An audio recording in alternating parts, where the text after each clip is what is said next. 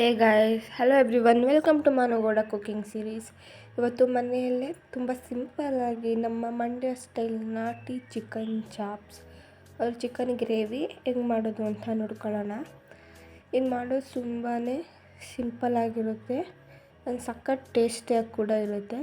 ಇವಾಗ ಫಸ್ಟ್ ನಾವು ಚಿಕನ್ನ ಮಾಡಲಿಕ್ಕೆ ಏನೇನು ಬೇಕು ಅನ್ನೋದನ್ನ ಫಸ್ಟ್ ನೋಡ್ಕೊಳ್ಳೋಣ ಬನ್ನಿ. ಮತ್ತು ನೆನೆಯೋಕ್ಕೆಲ್ಲ ಇಟ್ಟು ಫಸ್ಟ್ ಚಿಕನ್ ಮಾಡಲಿಕ್ಕೆ ನಾವು ಚಿಕನ್ ಚಾಪ್ಸ್ ಮಾಡಲಿಕ್ಕೆ ನಾನಿಲ್ಲಿ 1 kg ಆಗೋಷ್ಟು ಚಿಕನ್ನ ಚೆನ್ನಾಗಿ ವಾಶ್ ಮಾಡಿ ಇಟ್ಕೊಂಡಿದ್ದೀನಿ. ಅದಾದಮೇಲೆ 1 ಕಪ್ ಈರುಳ್ಳಿ, 1 ಕಪ್ ಟೊಮ್ಯಾಟೊ ಅಂದರೆ ಒಂದೊಂದು ಕಟ್ ಮಾಡಿ ಇಟ್ಕೊಂಡಿದ್ದೀನಿ.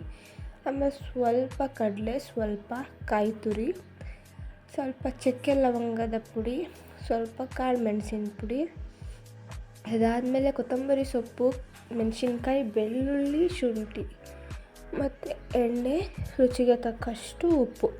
ಇಷ್ಟಿದ್ರೆ ನೋಡ್ರಪ್ಪ ಆರಾಮಾಗಿ ಈಗ ಚಿಕನ್ ಮಾಡ್ಕೊಬೋದು. ಈಗ ಫಸ್ಟು ಒಂದು ಮಸಾಲ ಆಡಿಸ್ಕೊಳ್ಳೋಣ. ಮಸಾಲೆಗೆ ಮೆಣಸಿನ್ಕಾಯಿನ ಹಾಕ್ಕೊಳ್ಳೋಣ. ನಿಮ್ಗೆ ಖಾರ ಎಷ್ಟು ಬೇಕೋ ಅಷ್ಟು ಮೆಣಸಿನ್ಕಾಯಿನ ಹಾಕ್ಕೊಳ್ಳಿ. ಅದಾದಮೇಲೆ ಕೊತ್ತಂಬರಿ ಸೊಪ್ಪು,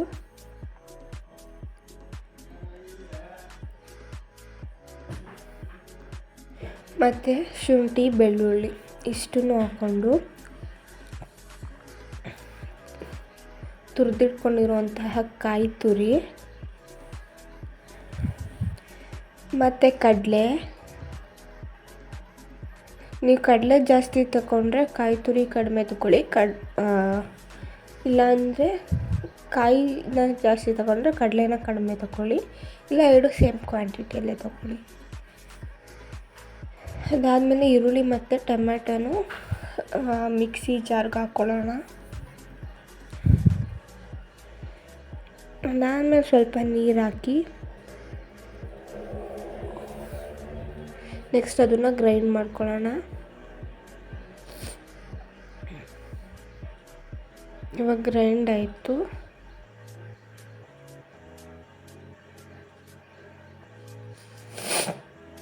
ಆಮೇಲೆ ಒಂದು ಪಾತ್ರೆನ ಬಿಸಿ ಮಾಡೋಕ್ಕಿಟ್ಟು ಅದಕ್ಕೆ ಎಣ್ಣೆ ಮತ್ತು ಈ ಥರ 4 ಚೂರು ಈರುಳ್ಳಿ ಮತ್ತು ಟೊಮ್ಯಾಟೊನೂ ಹಾಕ್ಕೊಳ್ಳಿ. ಅದಾದಮೇಲೆ ಚಿಕನ್ ಏನಿದೆ ತೊಳೆದಿಟ್ಕೊಂಡಿದ್ದೀವಲ್ವ, ಆ ಚಿಕನ್ನು ಅದರೊಳಗಡೆ ಹಾಕ್ಕೊಂಡು ನೀಟಾಗಿ ಮಿಕ್ಸ್ ಮಾಡ್ಕೊಳ್ಳಿ. ಅಂದರೆ ಬೇಯಿಸ್ಕೊಳ್ಳಿ ಸ್ವಲ್ಪ ಹೊತ್ತು, 2 ರಿಂದ 3 ನಿಮಿಷ ಅದಕ್ಕೆ ಚಿಕನ್ಗೆ ಏನೂ ಹಾಕ್ದೆ ಬೇಯಿಸ್ಕೊಳ್ಳಿ. ಅದಾದಮೇಲೆ ಸ್ವಲ್ಪ ಅರಿಶಿನ ಪುಡಿ ಮತ್ತು ಉಪ್ಪನ್ನು ಹಾಕಿ ನೀಟಾಗಿ ಬೇಯಿಸ್ಕೊಳ್ಳಿ.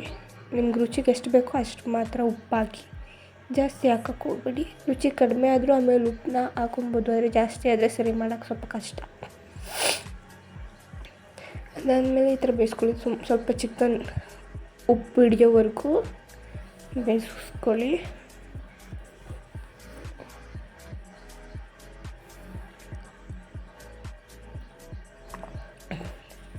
ಚಿಕನ್ ಸ್ವಲ್ಪ ಬೆಂದಾದಮೇಲೆ ಆವಾಗಲೇ ಗ್ರೈಂಡ್ ಏನು ಮಾಡಿಟ್ಕೊಂಡಿದ್ವಲ್ಲ ಮಸಾಲೆ, ಅದನ್ನು ಅದರೊಳಗಡೆ ಹಾಕ್ಕೊಳ್ಳೋಣ.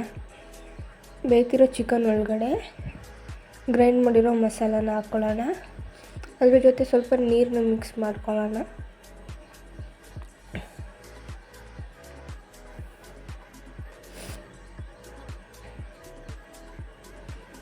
ನೀರನ್ನು ಹಾಕ್ಕೊಂಡು ಮಿಕ್ಸ್ ಮಾಡಿ.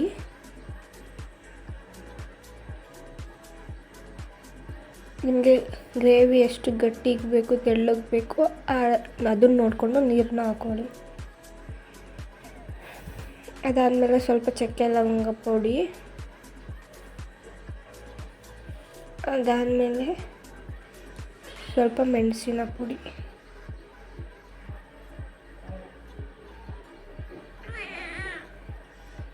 ನಿಮ್ಮ ಹತ್ರ ಈ ಥರ ಪುಡಿಗಳಿಲ್ಲ ಅಂದರೆ ನಾವು ಆವಾಗಲೇ ಏನು ಮಸಾಲೆ ರುಬ್ಕೊಂಡ್ವಲ್ಲ ಅದಕ್ಕೆ ಚಕ್ಕೆ ಲವಂಗ ಮತ್ತು ಮೆಣಸಿನಕಾಳನ್ನೂ ಹಾಕಿ ಪುಡಿ ಮಾಡ್ಕೊಂಡ್ಬಿಡಿ, ಗ್ರೈಂಡ್ ಮಾಡ್ಕೊಂಡ್ಬಿಡಿ. ಆವಾಗ ಈ ಥರ ಸಪ್ರೇಟಾಗಿ ಹಾಕೋ ಅವಶ್ಯಕತೆ ಇರೋಲ್ಲ. ನಿಮ್ಮ ಹತ್ರ ಸಪ್ರೇಟಾಗಿ ಈ ಥರ ಪೌಡರ್ ಮಾಡಿರೋದು ಅಂದರೆ ಈ ಥರ ಸಪ್ರೇಟಾಗಿ ಕೂಡ ಹಾಕೊಬೋದು. ಅದಾದಮೇಲೆ ರೆಡ್ ಚಿಲ್ಲಿ ಪೌಡರ್, ಅದಾದಮೇಲೆ ಧನಿಯಾ ಪೌಡರ್.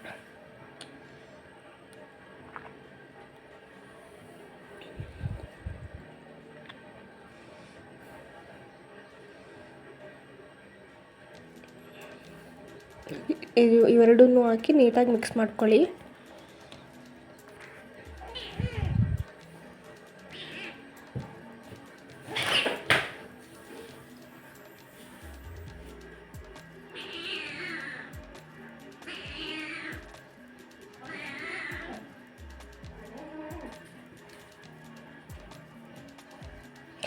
ಮಿಕ್ಸ್ ಮಾಡಿಬಿಟ್ಟು ಒಂದು ಪಾತ್ರೆನ ಮುಚ್ಚಿ ಸ್ವಲ್ಪ ಹೊತ್ತು ಬೇಯಿಸ್ಕೊಳ್ಳಿ.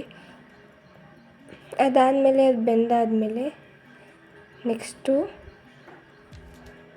ಪ್ಲೇಟ್ನ ತೆಗೆದು, ಮುಚ್ಚಿರೋ ಪ್ಲೇಟ್ನ ತೆಗೆದು